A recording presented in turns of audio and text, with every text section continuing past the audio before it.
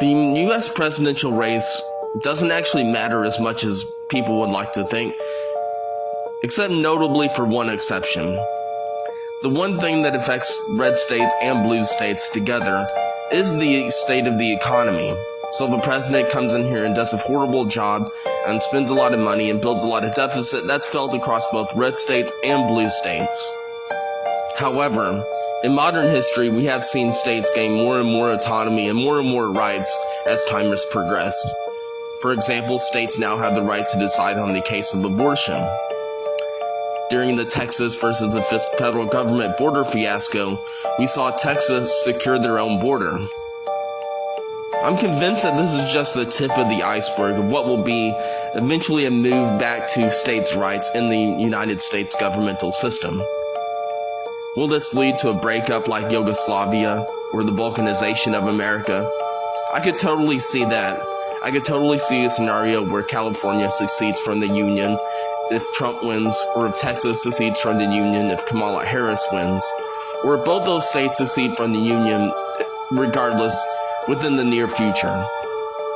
Americans as a whole are losing their trust and hope in the federal government and the duopoly system. People are on both the right and left are becoming more hostile, more angry with the establishment. And as this starts to take fold, as these newer generations rise up, you'll see more extreme ideologies rise up as well. It will become apparent in the near future that these ideologies will not be able to coexist, and as such, a balkanization, per se, of America will have to unfold.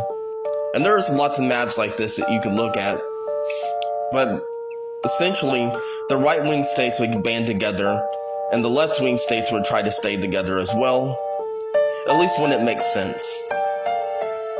So it really doesn't matter as much as who wins the presidential election. As a general rule of thumb, if you live in a conservative state, you're going to be ruled by conservative laws, and if you live in a liberal state, you're going to be ruled by liberal laws.